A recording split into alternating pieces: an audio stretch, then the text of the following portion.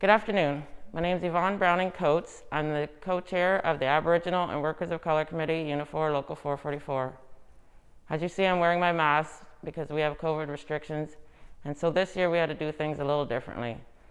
As our group likes to keep things local and showcase local talent and history, we thought this year we would come to Sandwich First Baptist Church, Canada's oldest active Black church. So we're going to take you through today, and we're going to talk to Miss Lana Talbot and speak about the history that's here. First off, I'm going to take you over, and we're going to take a look at the floor here, where they say that people would hide when they were being chased by bounties. And we have this little hole in the floor here. It's not very big, and I'm sure there's others, but you can literally take this right out of the floor. Oops. And you can see inside there's a nice big crevice and a lot of space in there, and that's where they would go and stay there safely until they were told they were able to come out. So this church was a very, very integral part of our Black folks attaining their freedom here. And now we're going to come over and we're going to talk to Miss Lana Talbot. She's been here for about 15, 16 years, and she's going to give us more history. How are you doing, Miss Lana? I'm well, thank you. It's a privilege and an honor to be able to speak to people through the internet, which usually we would do it in person. Yes. But because of this COVID thing, maybe this is God's way of getting us closer and making us realize who is really in control. Amen to that. I'm so grateful that I came to Sandwich First Baptist Church. Back in the 70s, I used to belong here. But you know, as life goes, you change your places of business, or you change your job. I changed not my religion with God, but I changed my church, and I found myself here. And it's a wonderful place because the history here is so, it's huge, and I believe it should be in some of the notebooks, books that people have written. They always seem to exclude this church, and I cannot for the life of me understand why. Now, how long has this church been here? This church has been here 181 years. Wow. We started out on Huron Road, which is now Mill Street, with a small log cabin. They grew out of that. Then they went here on Hill Street to a bigger one. They grew out of that. Congregation, people from all over started coming.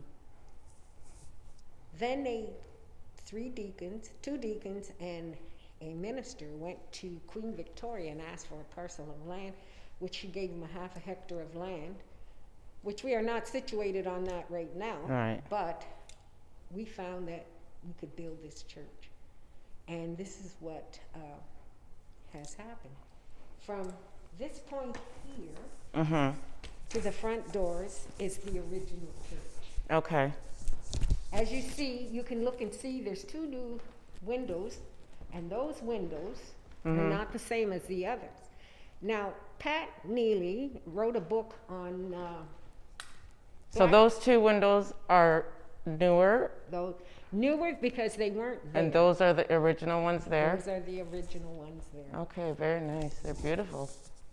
And now the bricks, I read that they were handcrafted by the free slaves? The enslaved? The free enslaved and people? free blacks, because when the enslaved did come here, they found freedom, so-called freedom, that we look at today.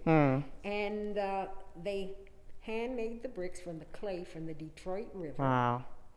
Brought it up here. They had to first clear the land. And when they cleared the land, they dug a hole in the ground in which they made a kiln so that they could bake the bricks. The bricks. Now, So they did it all by themselves. They did it all by themselves. A lot of people would go to work, and come back after their job was finished and start working in the church. Now, the bricks indicate, when you look at the bricks, I always say you can feel someone's soul. You can actually feel it.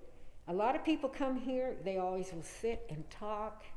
I've had people from New York, people from California, people from Paris, France, people from all over the world, Japan, come here and they just sit and they lull and they look and you can just feel that the presence. energy, yes. And it's just amazing. So tell us more about when they would come here now. So you're saying they would come here, they would work would they work for meals, or did people feed them? What went on inside of here during those times?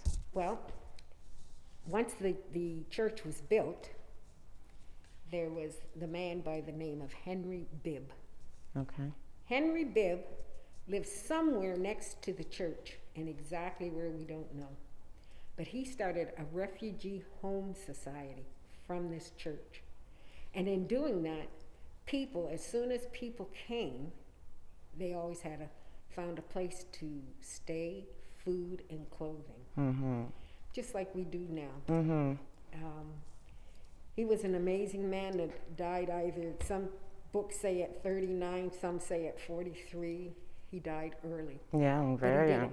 He did a mighty job. And as I understand, I've read in different articles that he was Jackson, Michigan. He was in Pewes. He was in Windsor. He was in Buxton, Dresden, Amherstburg. He was all over. Very active, very active, doing what God intended him to do, his purpose. He knew his purpose. I believe he died from pneumonia. Wow. So now, let's give an idea. We have the slaves here, say they're working, they're making their little clay, or they're maybe enduring service, and all of a sudden they figure out someone's coming to get them. So what would happen? All right, at that point in time, the doors would be locked. I heard the bell. People would start scurrying around as to hide the enslaved that runaway. But as soon as they were discovered at the Detroit River, which is a block or two away, right, people in the neighborhood would pick up a bell and start ringing the bell. Right. And those that would ring a bell they say even cows would be walking and the bells would ring. Not only that, they would take a hat and put it on a stump, a big hat, which most people would know that's a sign of the bounty hunters. Okay. Once the people were down, and as I explained, that is one piece of property that shows how deep it is, and it shows also the original floor.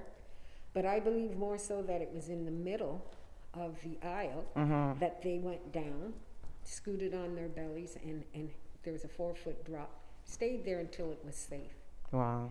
And the pastor would lock the door, and when the bounty hunter comes, you'd hear this bang, bang, bang, bang, bang, and the pastor would say, we'll sing, "There's a stranger at the door, let them in."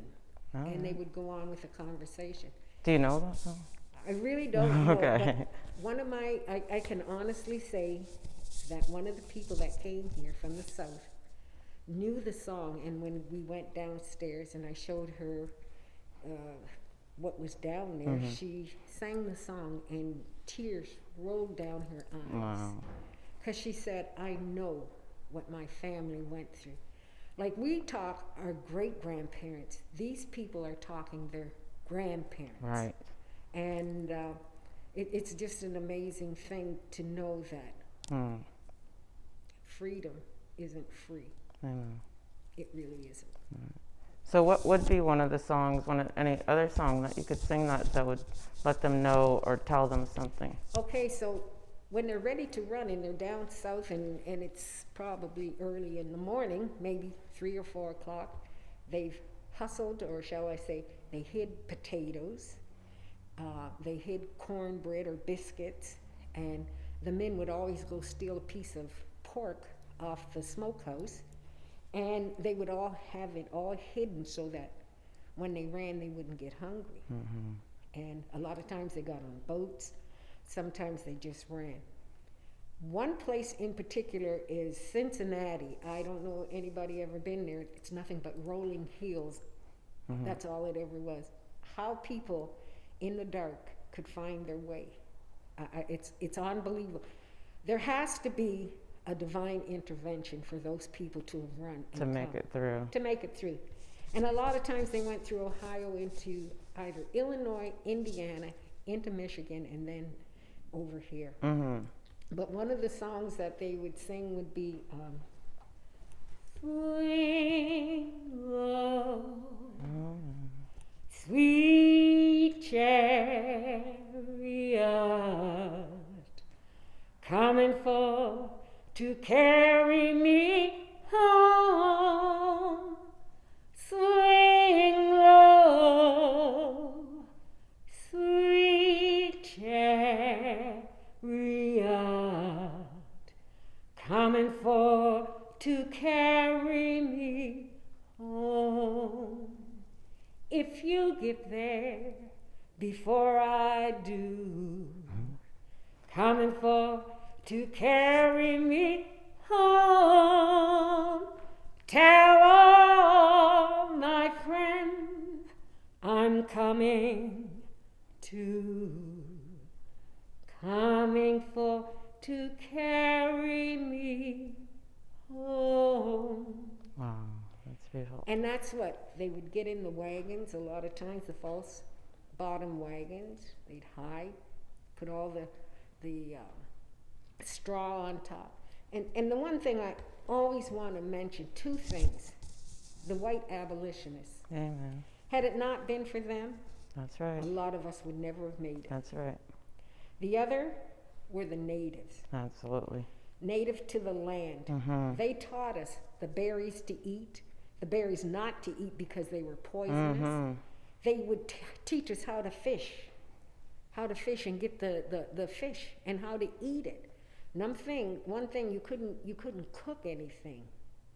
And they also could teach you different little things, and they would stand and say, point their finger to go that way. They could see us in the bush, especially if we were in the sunlight. And the only thing that really helped people really is that northern star, and I can't imagine if it was a cloudy night. And how many came? Not anyone knows. Right. And if they put a number to it, they didn't stand as they came through across the border with a little counter. That's right. So they have no idea. There's no idea. No. We just know that it's many. It happened. And there was many. There were many.